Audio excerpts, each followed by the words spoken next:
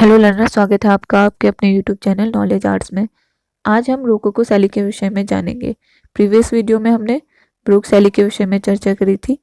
तो बारोक शैली थी 17वीं से 18वीं और ये थी 18वीं सदी की चित्रकला। बारोक के बाद अगर कोई कला जो प्रचलित थी 18वीं सदी में वो थी रोकोको कला, और इसकी जो जन्मभूमि थी वो फ्रांस एवं इसका चरम विकास हुआ जर्मनी में। और कुछ जो कला मर्मज्ञों द्वारा यह माना जाता है कि जो बारोक चित्रकला थी उसी के जो आर्टिस्ट थे बेरेनिनी, उन्हीं का ही प्रभाव रोकोको शैली में हमें देखने को मिलता है। और रोकोको कला शैली के जो जन्मदाता थे वो थे पेरिस के दो वास्तुकार, एक तो थे रॉबर्ट द कोटी और दूसरा जिलेस मेरी ओपेनार्ड। ये दो शिष्य थे जूलियस हार्दोई एंड मानसार्ट के, जो कि वर्सलीज के जो प्रसिद्ध राजमहल है वहाँ के ये वास्तुकार थे। और जो एलटी के एग्जाम में जो क्वेश्चंस पूछे जा सकते हैं उससे ही related artist and important painting के विषय में बताया गया है। तो आगे जानते हैं कुछ मेन आर्टिस्ट हैं उनकी पेंटिंग्स के बारे में, क्योंकि एलटी में यही पूछा जाता है कि जो आर्टिस्ट थे ये किस शैली से रिलेटेड थे या फिर ये जो पेंटिंग है वो किस आर्टिस्ट की है। इससे ज़्यादा डीप नहीं पूछा जाएगा क्योंकि फिर ये पीजीटी लेवल और नेट लेवल के क्वेश्चंस के अंतर्गत आ जाते हैं, तो इसलिए इतना ही पूछा जाता है। तो जानते हैं हम आर्टिस्ट के विषय में। तो है निकोलस लॉर्जिलिए। इनका टाइम पीरियड है 1656 से लेके 1746 तक। ये जो थे आर्टिस्ट ये नगर निगमों के ऊपर ही चित्र बनाया करते थे।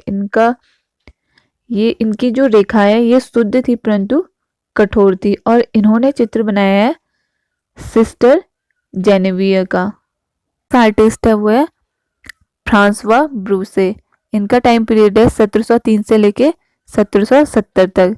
ये इस टाइम के फेमस और प्रसिद्ध आर्टिस्ट थे, और इनका जन्म हुआ था वेसिस में, और ये जो थे वातो के शिष्य थे। और 1723 में इन्हें फ्रेंच अकेडमी पुरस्कार भी मिला था। और ये मदास दा पोम्पेटू के लिए ही ज़्यादातर ये चित्र बनाते थे। ये जो थी ये चित्रकला की एक महान संरक्षिका थी, और इनकी कला का अच्छा उदाहरण है वीनस की जीत।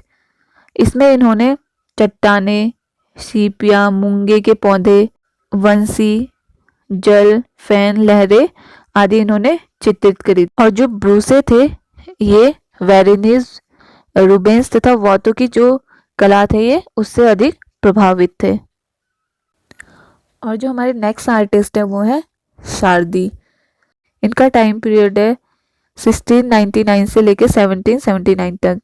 इनका जन्म पेरिस में हुआ था, और ये जन साधारण को ही अपनी कला का विषय बनाते थे। जो जनमानस के लोग होते हैं इनको ही अपनी कला का यहाँ विषय बनाते थे। 1775 में इन्होंने अपने दो आत्मचित्रण बनाए और अपनी पत्नी का एक व्यक्ति चित्र बनाया जो कि पेस्टल से बनाया था, और ये जो था बहुत फेमस चित्र थे, और इसी को ही इनका मास्टरपीस माना जाता है, और यही चित्र इनका प्रदर्शनी में प्रदर्शित किया गया था। और जो हमारे नेक्स्ट आर्टिस्ट है वो है फ्रेगोनार्ड। इनका टाइम पीरियड है 1732 से लेके 1806। ये निर्धन एवं घरेलू लोगों का ही चित्रण करते थे। इनका एक फेमस चित्र था वो था सुखी माँ, हैप्पी मर्दर। तो इसके बारे में पूछा भी जा सकता है कि सुखी माँ किसका चित्र, अगर वेस्टर्न आर्टिस्ट में रोकोको शैली से कुछ आ गया तो। और ये कुछ टाइम पीरियड के लिए जो थे शारदी के शिष्य भी रहे, और इन्होंने ही 1765 में कैलेरियो को बचाने हेतु बड़े पादरी कैरेसस की आत्मबलि का चित्रण किया था। और जो हमारे नेक्स्ट आर्टिस्ट है वो है ज्या बैप्टिस्ट ग्रूज।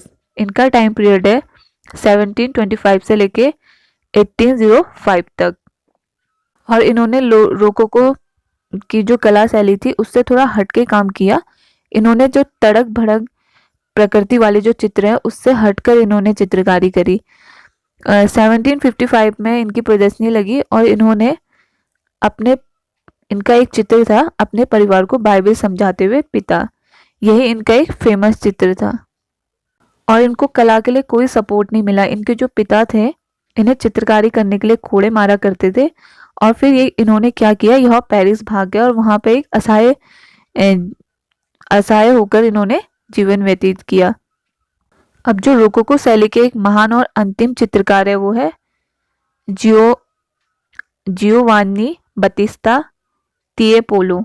इनका टाइम पीरियड था 1696 से लेकर 1769 तक। इनके जो प्रसिद्ध चित्र थे वो है इब्राहिम का बलिदान, माना में लोगों को एकत्रित होना और मेलजिदे का बलिदान। और ये एक भित्ति चित्रकारक भी थे, ये भित्ति चित्र भी बनाते थे। इनका एक फेमस भित्ति चित्र है एंथनी तथा कैलिपेत्रा का। तो आज का वीडियो यहीं तक। आई होप कि इससे अधिक एग्जाम में नहीं पूछा जाए और पूछा भी नहीं जाता है, क्योंकि लगभग सारे ही आर्टिस्ट को मैंने इसमें कवर कर लिया है।